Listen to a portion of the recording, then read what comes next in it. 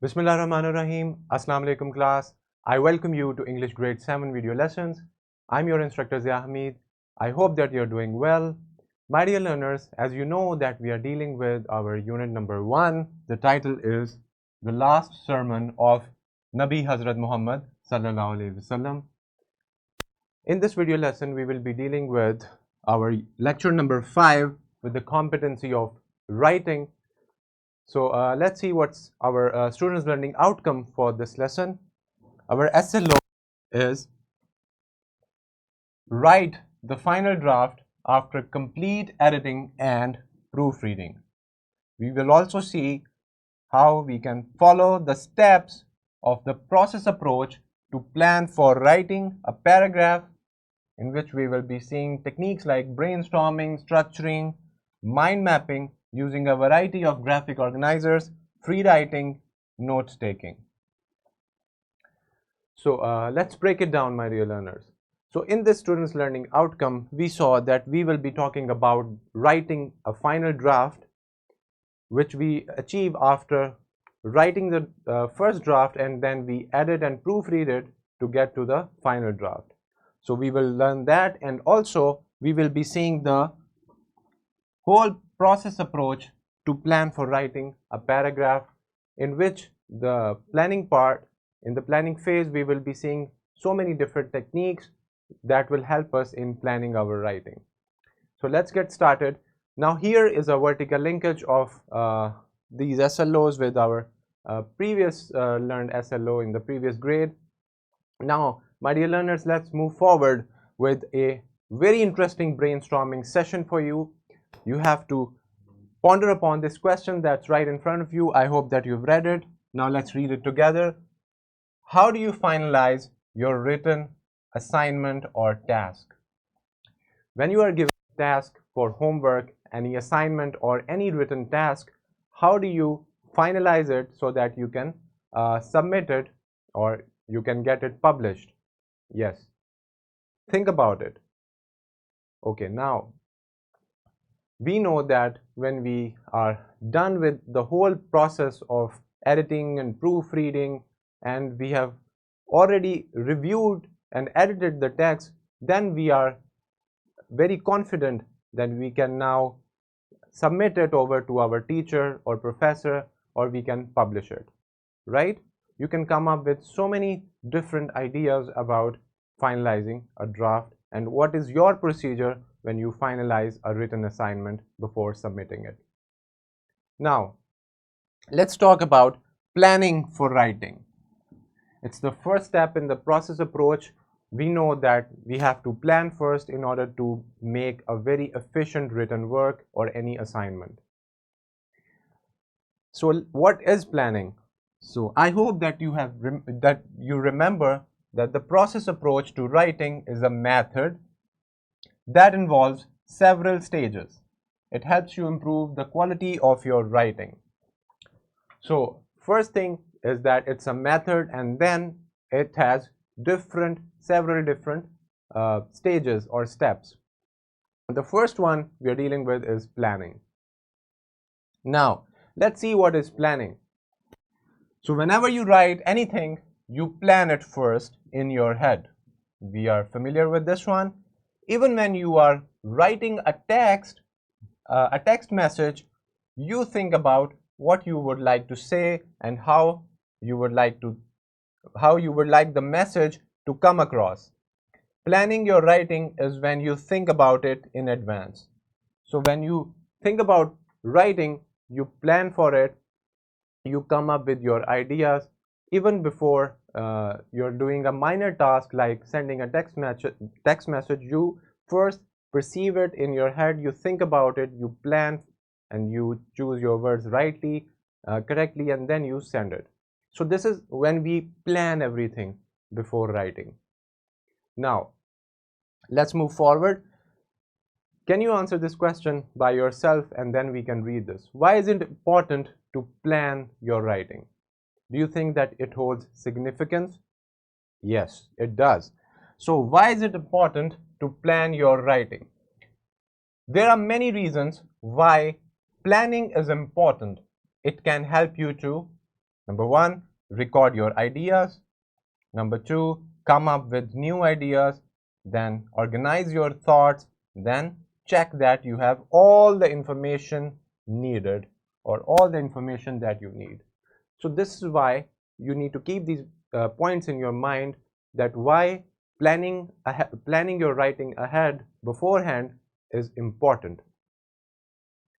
Now, my dear learners, how to plan your writing? Let's go through it.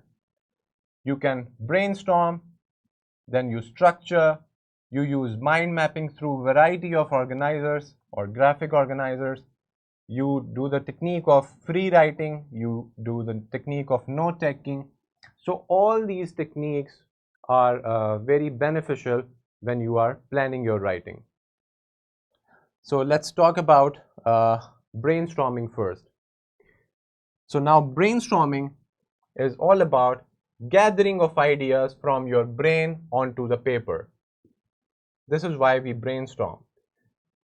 The variety of ideas and the use of your imagination assist you in producing a lot of material with which to work. Why do we need it? It's the best way to collect your thoughts. It's helpful for organization. It ensures only quality ideas are used in the essay or anything that you're writing, as a matter of fact. So my dear learners, we know that brainstorming is the first step. You put your ideas on the paper and then you follow all these things. You organize your thoughts, you structure it very well before drafting it. So this is why brainstorming is the very first step that you do. Now,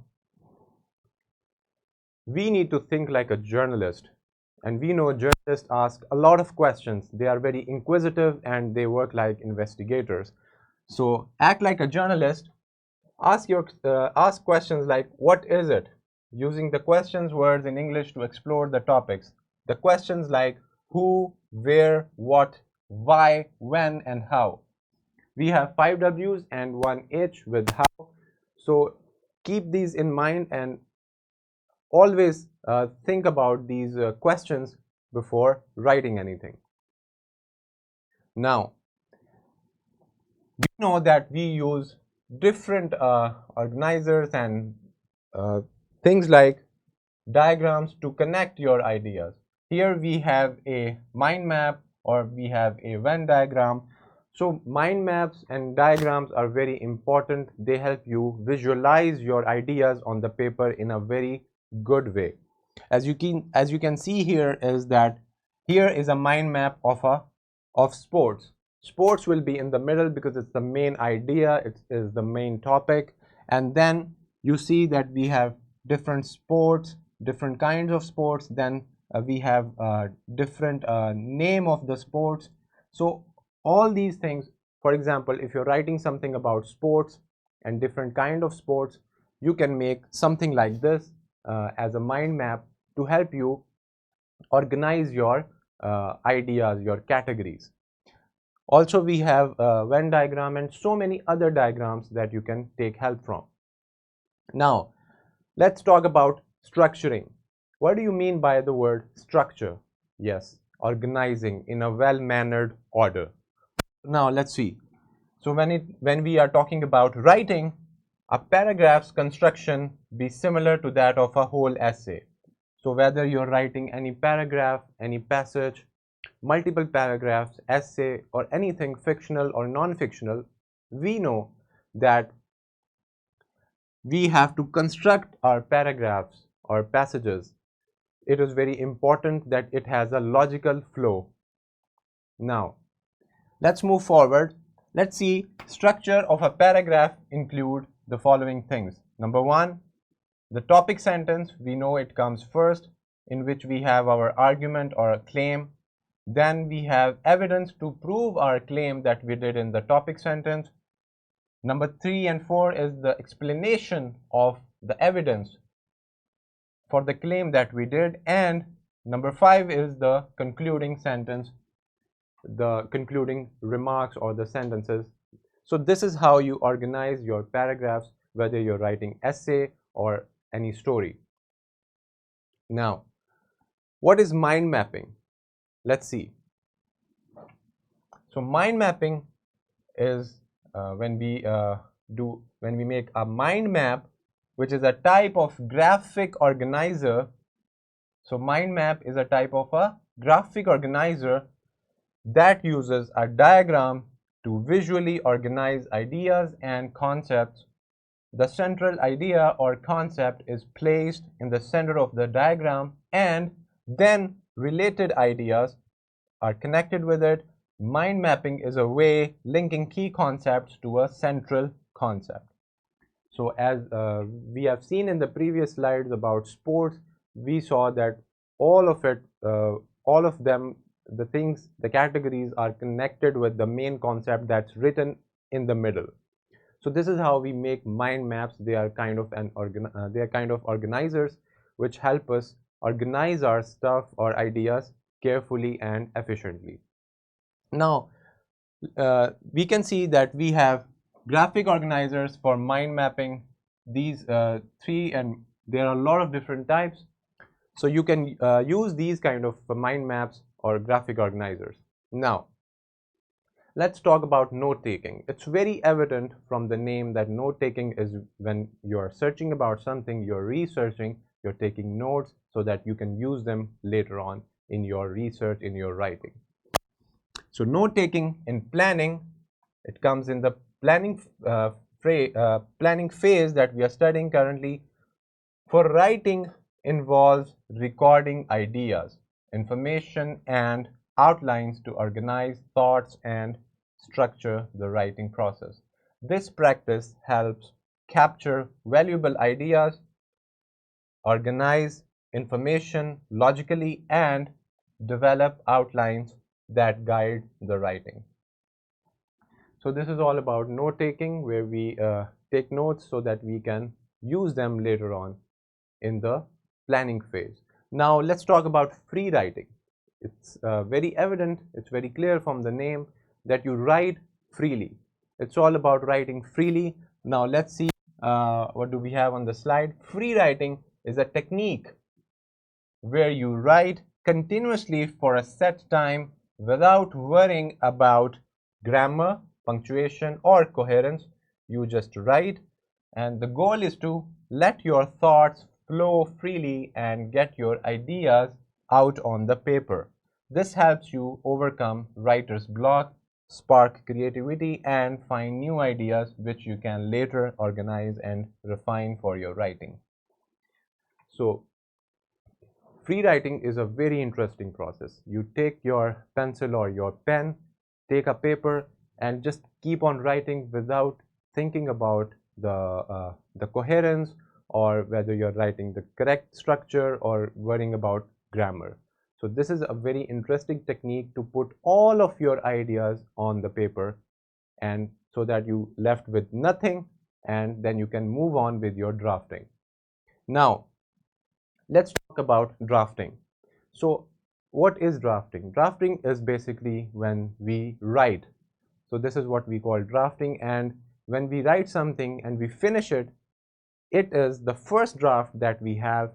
So let's see, it may look like this. You may draw something also, or you can do doodling or so many other techniques just to help your first draft to elaborate it. So in this step, you should write your paragraph for the first time, not taking much into account about the cohesion, the connectivity, coherence, grammar, or spelling. So first draft, you just need to draft it and without having much stress about all these things that are mentioned here. So this is when we achieve our first draft. Now, let's move forward. After making the first draft, let's talk about editing it and then proofreading it. So in this step, you should revise all the errors about coherence and cohesion that your paragraph may have. So remember that we, in the first draft, we didn't care about cohesion and coherence and cohesion. Now we will be looking at them very carefully. So this is where you edit it, where you proofread it, so that you may eradicate any kind of mistake that you find. So now in this step, in the editing step, you should revise all the errors about coherence and cohesion that your paragraph may have. And then let's see some editing techniques that we have. So now, are all parts of the question answered? Is there an argument? Do all of the paragraphs support the thesis? Let's talk about the overall structure now. Is there a clear introduction and conclusion? Is the paragraph order logical? Are there clear transitions between paragraphs? So now, when we are done with this, we structure within paragraphs that we have. Does each paragraph have a clear topic sentence? We will be seeing all these questions. And also, does the paragraph follow the thesis? Are there any extra or missing supporting paragraphs in each paragraph, in each essay or each writing? So these are all the questions that you ask yourself when you're editing the first draft. Now, we have some more editing techniques where for clarity, we see, are all terms easily defined for the reader? Is the meaning of the sentence clear? Have you chosen the best words to express your ideas? And let's talk about style. Is the tone appropriate for the audience? Have you varied sentence length throughout the paper? Are there any unnecessary phrases such as due to the fact that, and unnecessary phrases should be eradicated. And now let's talk about referencing or citing. Are your citations in the correct format? Have you appropriately cited all paraphrasing and quotations? So here are some more techniques about clarity, style, and citations, which we also call referencing. Now moving forward, let's talk about some proofreading techniques. Now keep in mind, my dear learners, we are here in the step of proofreading. Now let's see, you have to read your written work or paper or any assignment aloud. Sometimes writing sounds different in your head than it sounds on paper. Make a list of errors that you commonly make and keep an eye out for them.